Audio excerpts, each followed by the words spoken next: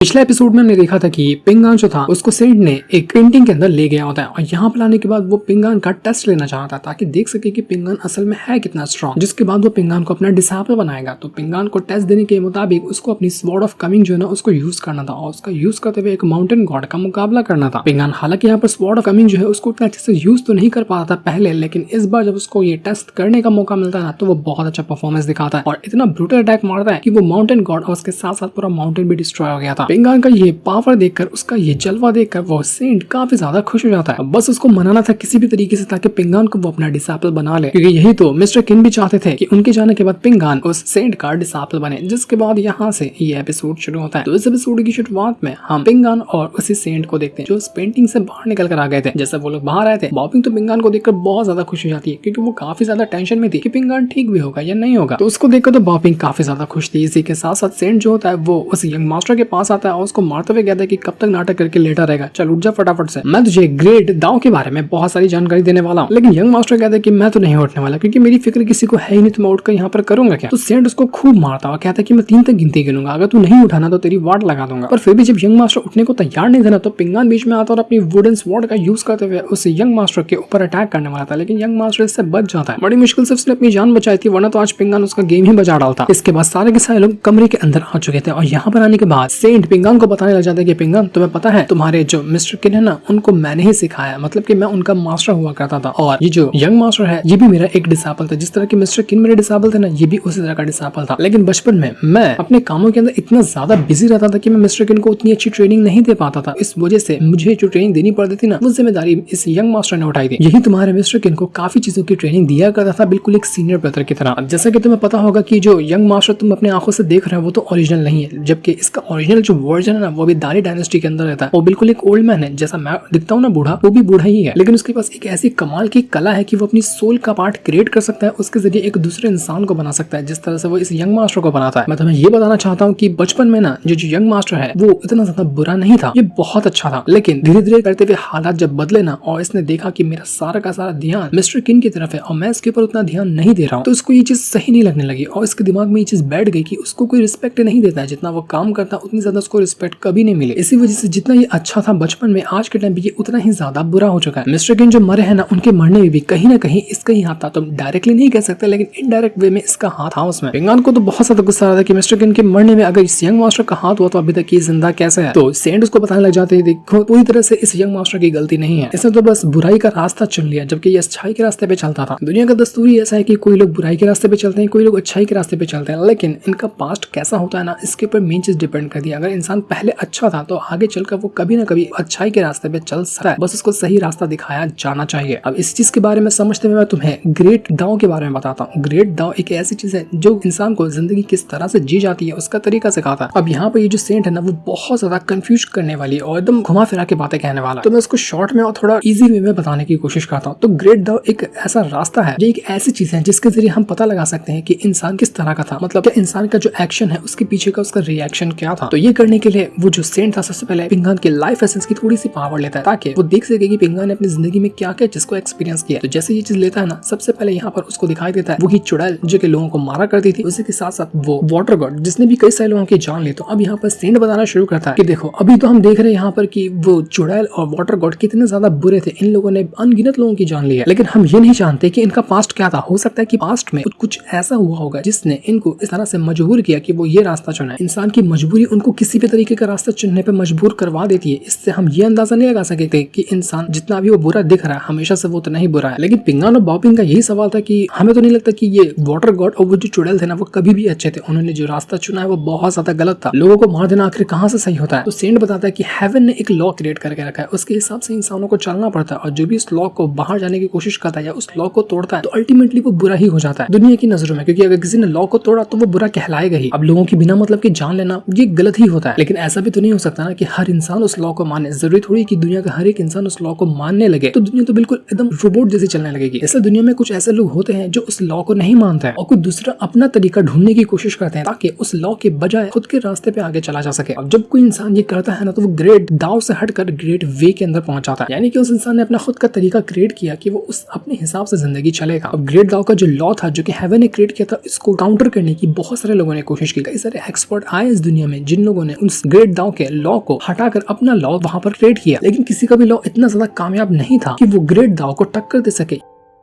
यहाँ पर वो जो यंग मास्टर है ना, उसने भी एक प्रिंसिपल को क्रिएट किया था कि उस रास्ते पे भी चलकर इंसान बहुत ज्यादा स्ट्रांग बन सकता है। उसको हेवन की जरूरत नहीं पड़ेगी या फिर किसी लॉ की जरूरत नहीं पड़ेगी, वो अपने हिसाब से जिंदगी जिएगा। और उस लॉ के ऊपर ना उस यंग मास्टर ने बहुत सारे साल लगा दिए थे, लेकिन अभी भी उसको कामयाबी नहीं मिली। यहाँ तक कि वो जो सेंट है ना, उसने भी उस यंग मास्टर के लॉ को पढ़ा, अच्छे से समझा और उस पर कई सारे अलग अलग मास्टर से डिबेट भी की। उनको समझाया कि ये जो लॉ है ना वो बहुत अच्छा है और हमें इस लॉ के ऊपर चलना चाहिए, लेकिन किसी ने भी उनके लॉ को नहीं माना। इस वजह से यंग मास्टर का बनाया हुआ लॉ बिल्कुल वेस्ट हो गया। और अभी तक की जो मेन लॉ को फॉलो किया जाता है वो है हेवन का बनाया हुआ ग्रेट दाओ का लॉ। और आज भी कोई उस रास्ते से भटकने की कोशिश करता है तो उसको अल्टीमेटली अपराधी मान लिया जाता है और उसको गलत इंसान ही समझ लिया जाता है। ये नहीं देखा जाता कि उसने पहले कितना अच्छे काम किए हैं या कितने अच्छे काम नहीं किए। अब मैं जानता हूँ पिंगान की मैं जो तुम्हें बता रहा हूँ ये तुम्हारे सर के ऊपर से जा रहा होगा, बहुत सारी कंफ्यूजन से भरी बातें हैं ये, लेकिन जैसे जैसे तुम आगे बढ़ते जाओगे ना कल्टीवेशन के सफर में, जब तुम ग्रेट दाओ के ऊपर चलोगे तब तुम्हें समझ में आएगा कि मैं क्या कहना चाह रहा हूँ। वैसे तुम्हें पता ही होगा कि मैं तुम्हारे को इतना ज्यादा ज्ञान क्यों दे रहा हूँ। इस ज्ञान देने के पीछे मेरा एक ही मकसद है कि मैं तुम्हें अच्छे से समझा सकूं और तुम्हें अपना डिसाइबल बना सकूं। मेरा एक बार डिसाइबल तुम बन जाओगे ना तो उसके बाद मैं तुम्हें हर एक चीज की और अच्छे से ट्रेनिंग दूंगा। जिस चीज को ट्रेनिंग मैं तुम्हारे मिस्टर किन को नहीं दे पाया था ना, उनके ऊपर ध्यान नहीं दे पाया था, तो मैं उस टाइम की जो मेरी गलतियां थी उसको सुधारते हुए तुम्हें ट्रेनिंग देना चाहता हूँ और उम्मीद करता हूँ कि तुम मेरी ट्रेनिंग को एक्सेप्ट करोगे। पर पिंगान अभी कोई जवाब नहीं देता कि वो उसे सेंट को अपना मास्टर चुनना चाहता है या नहीं चुनना चाहता, क्योंकि उसकी नजर में अभी तो उसके लिए सिर्फ एक ही मास्टर है जो कि मिस्टर किन है। भले से बस दुनिया में नहीं है लेकिन उनको ही वो आज तक अपना मास्टर मानता है। तो ये सारी की सारी बातें खत्म होने के बाद पिंगान और उसके दोस्त वगैरह है ना, वो सभी काई एकेडमी जाने के लिए अपना सफर शुरू कर देते हैं, क्योंकि अब बहुत ही नजदीक आ चुके हैं ये लोग काई एकेडमी के। और थोड़ा सा सफर तय करने के बाद ये लोग काई एकेडमी पहुंच जाएंगे। तो यहाँ पर सभी लोग थोड़ा अपना प्रैक्टिस करते हैं, सामान वगैरह बांधते हैं और यहाँ से वो निकल जाते हैं। पिंगान जो था वो भी यहाँ पर मछलियां पकड़ने में लगा हुआ था। तो जब यहाँ पर वो मछलियां पकड़ रहा होता है ना, वहाँ पर वो दोनों बंदे भी शामिल थे जो कि उस यंग मास्टर के चेले हैं। वो अपने साथ दो बंदों को लेकर घूमता ना, तो वो लोग भी यहाँ पर मछलियां पकड़ने के लिए आए हुए थे। उनको तो बराबर मछलियां मिलती है लेकिन पिंगान एक भी मछली नहीं पकड़ पाता। तो ये देखने के बाद वो जो लड़की होती है वो कहने लग जाती है कि पिंगान के अंदर पेशेंस कुछ ज्यादा ही है। इतना अगर वो पेशेंस दिखाएगा तो वो कभी भी आगे चलकर कुछ अच्छा काम नहीं कर पाएगा। जब मौका मिले हमें चौका मार देना चाहिए। वो इनडायरेक्ट वे में कह रही थी कि इसको मौका मिला था उस यंग मास्टर को मारने का, तो उसने इस यंग मास्टर को क्यों नहीं मारा। वो उस बंदे को भी बताने लग जाती कि तुम भी तो किसी काम के नहीं हो, तुम तो एक क्राउन प्रिंस हो ना अपनी डायनेस्टी के, लेकिन तब भी तुम यहाँ पर एक गुलाम बनकर घूम रहे हो उसी यंग मास्टर के। जिस तरह से वो चाहे उस तरह से तुम्हें चलाता है लेकिन तुम्हें तो कुछ करना आता ही नहीं। तो ये सुनकर वो जो बंदा था वो गुस्सा हो जाता है। वो कहता है कि मैं सिर्फ एक नाम का यंग मास्टर हूँ, मुझे मेरी खुद की फैमिली वाले रिस्पेक्ट नहीं देते। तो आखिर किस एंगल से मैं यंग मास्टर हुआ, इसी वजह से तो मैं यहाँ पर मजबूरी में आकर उस यंग मास्टर का गुलाम बन के घूम रहा हूँ। जिस पर वो लड़की कहती है कि तुम्हें पता है तुम्हारी डायनेस्टी को प्रोटेक्ट करने के लिए हमारे क्लान वालों ने कितना ज्यादा साथ दिया था, हमारे क्लान के कितने मेंबर मारे गए बस तुम्हारी डायनेस्टी को प्रोटेक्ट करने के लिए। तो तुम्हारी जिम्मेदारी है और तुम्हारे डायनेस्टी वालों की जिम्मेदारी है कि वो मुझे और मेरी फैमिली को प्रोटेक्ट करे उस यंग मास्टर से या फिर आने वाले जितने भी खतरे हैं उनसे, क्योंकि हमें कई बार मौका मिला लेकिन हम अभी भी उस यंग मास्टर को मार नहीं पाए। मैं तो किसी भी हालत में उसको मारना चाहती हूँ और मैं उम्मीद करती हूँ कि तुम भी इस चीज में मेरा साथ दोगे। हम दोनों मिलकर उस यंग मास्टर को मारेंगे, अगर नहीं मार पाए तो तुम्हारे ऊपर कलंक है। बट जैसे कि लोग यहाँ पर बात करे थे ना कि तभी वहां पर आकर पहुंच जाता है वो यंग मास्टर। अब यंग मास्टर यहाँ पर आया था तो उसने इनकी सारी बातें सुन ली थी और वो यहाँ पर आके कहने लग जाता है उन लोगों से कि देखो तुम लोग बड़े बेवकूफ हो, तुम लोग जो बातें करते हो ना कभी उस पर खरे उतरते ही नहीं हो, क्योंकि तुम्हें उस बातों पे खरा उतरना आता ही नहीं है। तुमसे तो कहीं गुना अच्छा ये पिंगान है, इसने सोचा कि वो मुझे मारेगा तो इसने मारने की मुझे कोशिश तो की, इसने मुझे इतना मारा है कि मेरी कल्टीवेशन की धज्जियां उड़ चुकी है। मैं तो ढंग से यहाँ पर किसी पावर को यूज भी नहीं कर पा रहा और यहाँ पर अब तुम्हारे पास अच्छा मौका है मेरी जान लेने का, लेकिन फिर भी तुम लोग यहाँ पर खाली आपस में ही बहस कर रहे हो क्योंकि तुम्हारे अंदर हिम्मत ही नहीं है मुझे मारने की। सीखना है तो कुछ पिंगान से सीखो कि किस तरह से जब मौका मिले ना तो उस पर खरा उतरना इंपॉर्टेंट होता है। जानते हो कि मैंने तुम्हारे साथ बहुत गलत किया है, तुम लोगों को इतना गलत वे में ट्रीट नहीं करना चाहिए था, लेकिन अब जब तुम्हारे पास मौका है तो इस मौके को फायदा उठाओ और जितना मैं कमजोर हूँ मेरी जान लेने की कोशिश करो, क्योंकि मुझे अपनी गलतियों का एहसास हो चुका है। लेकिन मुझे लगता है कि तुम लोग ये काम कर पाओगे। हम तीनों का एक ही टारगेट है, वो है पिंगान, क्योंकि हम तीनों ही पिंगान को पसंद नहीं करते, लेकिन पिंगान के दोस्तों को तो देखो वो उसको कितना ज्यादा पसंद करते हैं। और जिस भी इंसान से मिलेंगे जो सही है, जो सच्चाई के रास्ते पे चलता है ना, उसको पिंगान ही पसंद आएगा, लेकिन हम लोग नहीं पसंद आने वाले। अब ऐसा क्यों है, ये तो पिंगान के अंदर ही जो उसकी खासियत है ना उसके ऊपर डिपेंड करता है। पिंगान एक ऐसा बंदा है जो कि अच्छे लोगों के सामने उतना ही अच्छा ट्रीट करता है और बुरे लोगों के सामने उतना ही बुरा उनको ट्रीट करता है। उसको इस बात का तजुर्बा है कि कौन इंसान अच्छा हो सकता है, कौन इंसान बुरा हो सकता है। उसने अपनी अच्छाई की लिमिट को और बुराई की लिमिट को एक अलग हिसाब से सेट करके रखा है, यानी कि उसकी लिमिट को किसी ने क्रॉस किया तो उसके लिए वो बहुत अच्छा इंसान है, या फिर उसकी बुराई की लिमिट को किसी ने क्रॉस किया तो उसके लिए वो बहुत ही बुरा इंसान है और उसको खत्म करने के लिए वो किसी भी हद तक जा सकता है। भले से वो स्ट्रांग हो या ना हो, लेकिन वो अपना वादा कभी नहीं तोड़ता, चाहे उसकी जान क्यों ना खतरे में आ जाए। उसको जो नफरत हो गई ना जिस इंसान से, वो उसको ट्राई ट्राई करता है मारने का, जिस तरह से उसने मुझे किया। वो तो सेंट ने आकर मुझे बचा लिया, वरना पक्का मैं कह रहा हूँ कि उस टाइम मैं मर गया होता। अगर तुम्हें कुछ सीखना है तो सीखो पिंगान से कि वो किस तरह से जिंदगी जीता है। और इसके बाद जो यंग मास्टर होता है ना, वो उन दोनों जो बंदे थे उनको पीटना शुरू कर देता है कि तुम लोग किसी काम के नहीं हो। देखो मैंने तुम्हें तरीका बताया कि किस तरह से तुम्हें अपनी जिंदगी जीनी चाहिए, बिल्कुल पिंगान की तरह जिंदगी जियो, क्योंकि वो मेरा मास्टर है और मैं चाहता हूँ कि तुम लोग भी उसी की तरह से बनो। लेकिन जब यहाँ पर पिंगान आता है, देखता है कि यंग मास्टर अपने दोनों साथियों को बुरी तरीके से मारा, तो पिंगान उसको दौड़ाना शुरू कर देता है कि तेरी हिम्मत कैसे हुई कि दोनों के ऊपर तूने अटैक किया, मैं तुझे छोड़ूंगा नहीं। तो बेचारा वो यंग मास्टर कहने लगा था कि अरे अरे मास्टर मेरी बात तो सुनो, मैंने इनके ऊपर जानबूझ के अटैक नहीं किया, ये तो आपकी बुराई कर रहे थे, इस वजह से मैंने इनके ऊपर अटैक किया। उल्टा मैं तो इनके सामने आपकी तारीफ कर रहा था कि आप कितनी अच्छे से जिंदगी गुजारते हैं, आपको जैसे सिखाए ना उसी तरह से इन लोगों की जिंदगी जीनी चाहिए, लेकिन आपकी तरह ये लोग जिंदगी जीते ही नहीं है।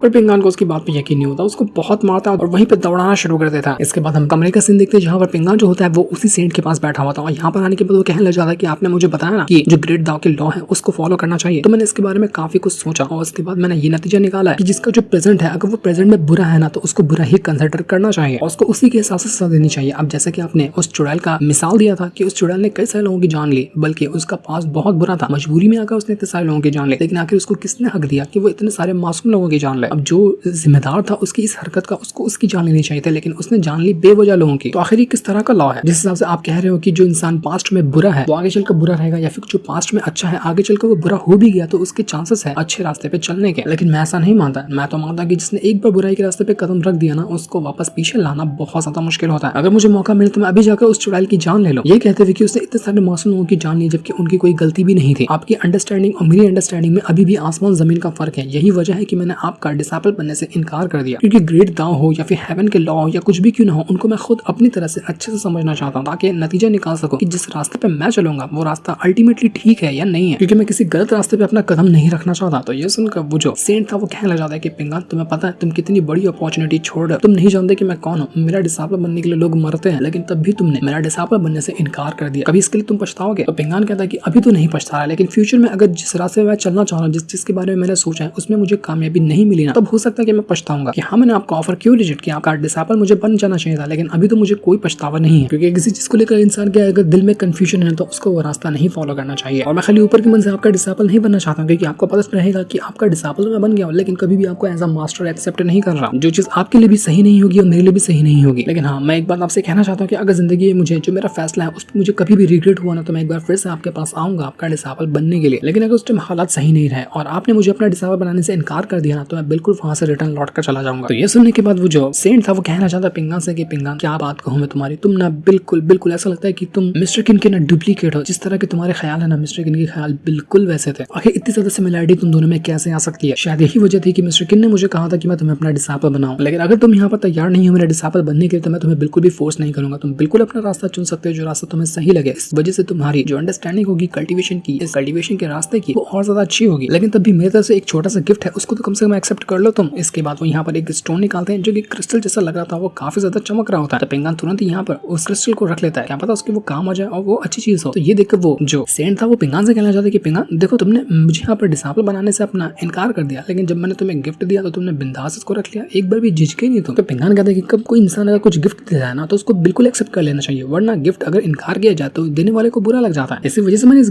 गिफ्ट को एक्सेप्ट किया। तो ये सुनकर तो उस सेंट की भी हंसी निकल जाती है कि यार पिंगान तुम बड़े कमाल के इंसान हो। इसके बाद तो वो सेंट जी भर के दारू पीना शुरू कर देते हैं, जितना होता है बॉटल के बॉटल शराब पी जाते हैं। इससे होता है कि उनको इतना ज्यादा नशा चढ़ चुका था कि वो ढंग से खड़े भी नहीं हो पाए थे। तो पिंगान को यहाँ पर उनको उठाकर वहां से ले जाना पड़ता है। पिंगान उनको उठाता है और कंधे पे बिठाकर वहां से आगे बढ़ना शुरू कर चुका था ताकि उनको कम से कम घर तक पहुंचाया जा सके, वरना वो तो होटल में पड़े रह जाएंगे, कोई उनको उठा भी नहीं पाएगा। यहाँ शराब के नशे में वो जो सेंट होता है ना, पिंगान को काफी ज्यादा जिंदगी का जो अहम लेसन होता है ना वो बताना शुरू करते हैं कि देखो जो तुम्हारा मन करता है ना, जिस उम्र में तुम हो उस टाइम कर लेना चाहिए। अभी तुम जवान हो तो तुम्हें जो चीज करने का मन करे वो सब कुछ करो, क्योंकि आगे चलने के बाद तुम्हारी उम्र हो जाएगी ना तो तुम्हें इस चीज का पछतावा होगा। जैसे कि आज मुझे यहाँ पर बहुत सारी चीजों का पछतावा है जो मैं तुम्हारी वाली एज में नहीं कर पाया था। ये पछतावा ना सच में बहुत बुरा होता है, बिल्कुल तोड़ कर रख देता है। इसलिए मजे करो, मौज करो, जितना हो सकता है उतना खुश रहने की कोशिश करो। वो यहाँ पर बॉबिंग को भी कहने लग जाते हैं कि बॉबिंग तुम्हें ना पिंगान के साथ रहना चाहिए, क्योंकि पिंगान बहुत ज्यादा कमाल का इंसान है। अगर उसके साथ बनने की कोशिश करोगे ना तो तुम्हारे लिए बहुत अच्छा होगा, तुम्हारे आगे का सफर भी काफी ज्यादा आसान हो जाएगा। और अगर यहाँ पर तुमने पिंगान से दूरी बना ली और उसका दिल तोड़ दिया तो पिंगान भी बिल्कुल उस रास्ते पे चलना शुरू कर देगा जिस रास्ते पे वो यंग मास्टर चला था। क्योंकि यंग मास्टर पहले बुरा नहीं था, लेकिन उसको दुनिया ने इस तरह से अलग कर दिया कि उसको खुद अपने आप बुराई के रास्ते पे चलना पड़ा। तो इस जिसको बॉबिंग बहुत अच्छे से समझ आती है। इसके बाद अगले दिन सभी लोग अपना सफर शुरू कर देते हैं काई एकेडमी जाने के लिए, क्योंकि अब बस ये लोग काई एकेडमी के पास ही पहुंचने वाले थे, ज्यादा दूर भी नहीं था वो। लेकिन थोड़ी दूर आने के बाद यहाँ पर वो सेंट जो थे वो पिंगान से कहना चाहते हैं कि पिंगान देखो, अब मैं और ज्यादा तुम्हारे साथ आगे नहीं जा सकता, क्योंकि मैंने अपना सफर दूसरा क्रिएट किया और मुझे लगा था कि तुम मेरे साथ मुझे फॉलो करोगे, पर जब तुम मेरे साथ नहीं आने वाले हो, मुझे अपना डिसाइपल नहीं चुने हो, तो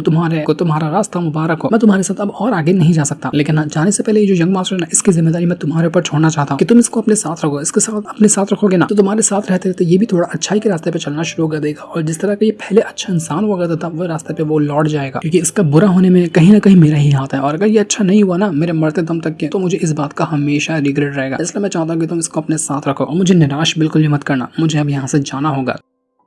तो इतना कहने के बाद वो जो सेंट था वो तो वहां से जाने लग जाता है, लेकिन हम उस यंग मास्टर को देख पाते हैं, उसको सच में काफी ज्यादा बुरा लग रहा था अपने मास्टर के जाने का, क्योंकि बचपन से ही उस सेंट ने उसको काफी चीजें सिखाई थी ना। तो आज जब सेंट उसको छोड़कर जा रहा था तो उस यंग मास्टर को काफी ज्यादा बुरा लग रहा होता है। यही वजह थी कि यहाँ पर वो जो सेंट था ना, वो पिंगान को एक मास्टर की तरह बनाना चाहता था, ताकि वो जो यंग मास्टर है वो उसको अपना मास्टर चुन ले। यंग मास्टर जब पहली बार आता तो उसके पास एक नोट था जिसको दिया था इसी सेंट ने, ताकि उस नोट को पढ़कर पिंगान उस यंग मास्टर को अपना डिसाइपल बनाने के लिए तैयार हो जाए। लेकिन पिंगान उसको अपना डिसाइपल बनाने के लिए तैयार ही नहीं हुआ। यंग मास्टर पिंगान को अपना मास्टर इसलिए बनाना चाहता था ताकि पिंगान जितना अच्छा है ना, वो भी उस रास्ते पे चलकर अपनी सारी बुराइयों को भुलाकर एक अच्छा इंसान बन सके जैसा कि पिंगान है। लेकिन पिंगान इस चीज के लिए कभी तैयार नहीं हुआ। इसके बाद यंग मास्टर और बाकी सारे लोग वहां से आगे बढ़ना शुरू कर देते हैं। सेंट तो वहां से जा चुका था, जिसके बाद हम पिंगान उसके सारे के सारे दोस्तों को देखते हैं, वो लोग उसी काई एकेडमी है ना वहां तक आकर पहुंच चुके थे। ये एक स्वीट डायनेस्टी होती है, डायनेस्टी के अंदर ही वो काई एकेडमी मौजूद थी। तो स्वीट डायनेस्टी की वजह से ये लोग पहुंचे थे ना, वहां पर कई सारे घोड़ा गाड़ी आ जाते हैं और ढेर सारे सिपाहियों ने आकर उन सभी को चारों तरफ से घेर लिया था। तभी वहां पर एक बंदा आता है जो कि पिंगान को देखकर कहना चाहता है कि पिंगान, क्या तुम मुझे जानते हो? तुम मुझे शायद भूल गए होगे, लेकिन मैं तुम्हें बहुत अच्छे से जानता हूँ, क्योंकि जब तुम अपने विलेज के अंदर रहते थे ना, तो मैं वहां पर तुमसे मिलने के लिए आता हूँ। और एक बार तुमने मुझे अपनी एक गोल्डन फिश बेची थी